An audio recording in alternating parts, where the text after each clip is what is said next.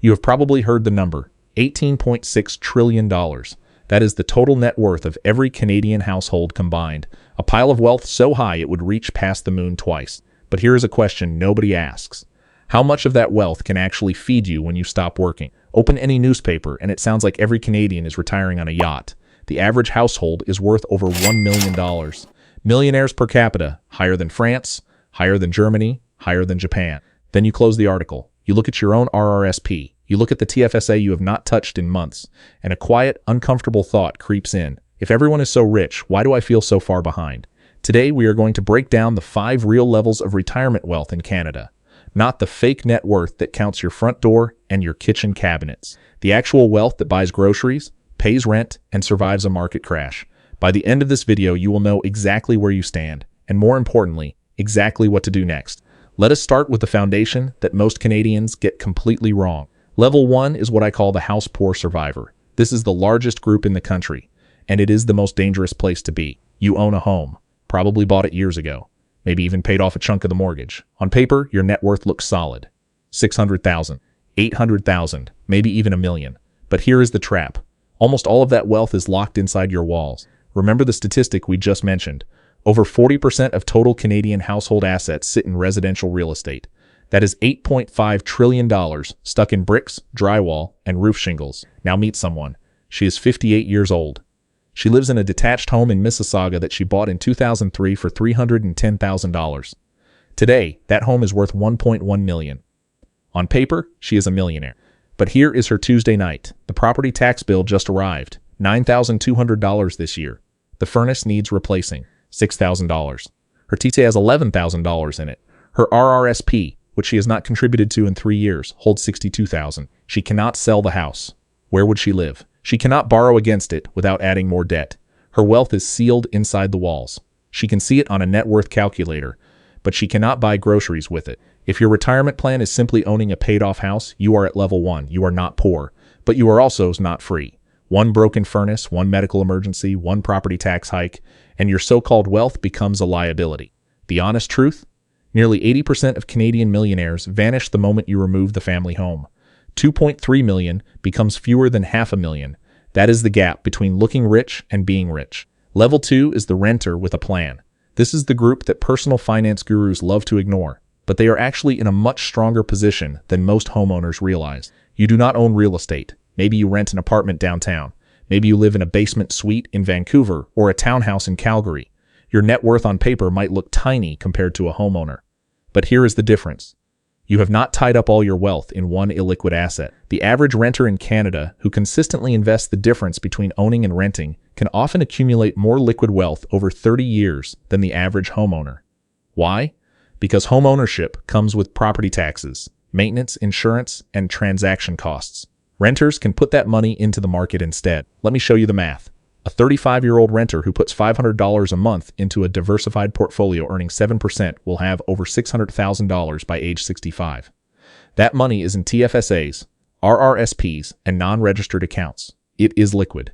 It is portable. It can be sold tomorrow without listing a house or paying a real estate agent. The renter with a plan also contributes to their TFSA every single month. Statistics Canada shows that only 7.5 million tax filers contributed to a TFSA in 2023. In a country of over 30 million adults, that means the majority are not contributing in any given year.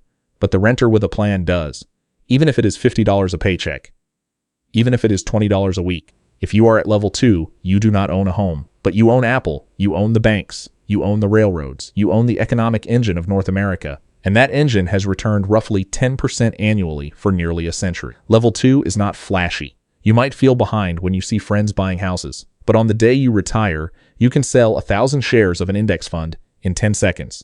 Your homeowner friend has to sell their kitchen. Do not underestimate that freedom. Level 3 is the balanced wealth builder.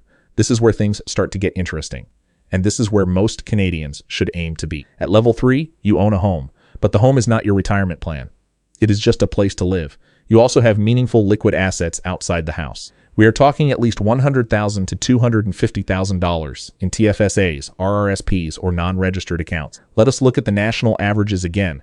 The average TFSA balance in Canada is roughly $45,000. The average RRSP is roughly $113,000. Combined, The typical Canadian household has around $155,000 in registered savings. That is level 3 territory. But here is the catch with level 3. Contribution limits are not the same as actual savings. The total TFSA contribution room for someone eligible since 2009 is now over $95,000.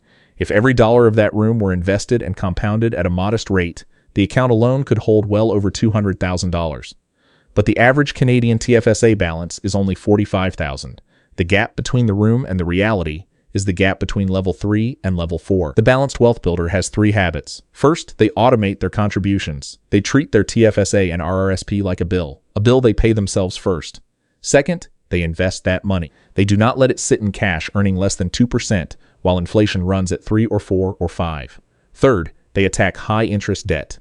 Canada's household debt-to-income ratio hit 177% by the end of 2025. That means for every dollar of after-tax income, Canadians owe $1.77. The level 3 household keeps consumer debt near zero. If you are at level 3, you are not rich yet, but you are on the path. You have a roof over your head. You have savings that are actually growing, and you have options. That is the key word. Options. Level 4 is the liquid millionaire. This is the rarest group in Canada, and they look nothing like what you see on social media. According to the Capgemini World Wealth Report, which counts only investable assets like stocks, bonds, cash, RRSPs, TFSAs, and business equity, the total number of Canadians with $1 million or more in liquid wealth sits at roughly 475,000. That is it. In a country of nearly 40 million people, the liquid millionaire does not drive a Lamborghini. They do not post photos from private jets. They drive a 5-year-old Honda, and they shop at Costco. But here is what they can do that almost nobody else can. If they need $100,000 in 30 days, they get it. Without selling their home, without begging the bank for a home equity line of credit, without panicking. They sell some shares, they transfer from their TFSA. The money arrives in their checking account in 3 business days. How do they get there? 3 patterns emerge: consistent budgeting. This sounds painfully boring, and that is exactly the point. The liquid millionaire knows their grocery spend. They know their subscription costs. They know exactly how much income they have every single paycheck. Pattern 2, frequent automated investing. They contribute every single month, not large amounts necessarily. The median RRSP contribution in 2023 was just $3,420, but they do it automatically, every paycheck, for decades. Pattern 3, aggressive debt elimination. They pay off high-interest consumer debt first. They accelerate mortgage payments when rates allow. They refuse to borrow against their home equity for lifestyle spending. The liquid millionaire also understands a critical truth. Your home is not your retirement plan. Your home is a place to live. Your retirement lives in your brokerage account, your TFSA, your RRSP, and your non-registered investments. Those are the accounts you control completely. Those are the accounts the government cannot touch. And those are the accounts that let you sleep well when the housing market corrects. Finally, level 5 is financial independence. This is not about a number. This is about a feeling. Financial independence means your liquid wealth generates enough passive income to cover your basic living expenses forever. You do not need a job. You do not need a pension. You do not need the Canada Pension Plan or Old Age Security, although those are nice bonuses. Your money works for you. What does that look like in numbers? The Fidelity Canada 2025 Retirement Report found that pre-retirees believe they need about $1,200,000 to retire comfortably, and that figure does not include the home. If your $1 million net worth is almost entirely your house, you are not even halfway to what you need. At level 5, you have at least $1,200,000 in liquid investable assets. That portfolio, invested in a balanced mix of stocks and bonds, can safely generate about 4% per year. That is $48,000 annually. Add CPP and OAS, and you are living comfortably without touching principal. Level 5 is achievable, but it requires a mindset shift. It requires stop measuring wealth by the number on your home's appraisal and start measuring it by what your money can actually do for you tomorrow. Can it cover an emergency? Can it generate income while you sleep? Can it survive a housing market correction without your life falling apart? That is liquid wealth. That is real wealth. So where do you stand? Let us recap the 5 levels quickly. Level 1, the house poor survivor. Your net worth looks good on paper, but almost all of it is locked in your home. You cannot access it without selling or borrowing. Level 2, the renter with a plan. You do not own real estate, but you invest consistently. Your wealth is liquid, portable, and growing. Level 3, the balanced wealth builder. You own a home, and you have meaningful savings outside the home, between $100,000 and $250,000 in TFSAs, RRSPs, and other accounts. Level 4, the liquid millionaire. You have over $1 million in investable assets. You can access cash quickly. You do not depend on your home for retirement. Level 5, financial independence. Your liquid wealth generates enough passive income to cover your living expenses forever. You are free. Here is the truth that nobody wants to say out loud.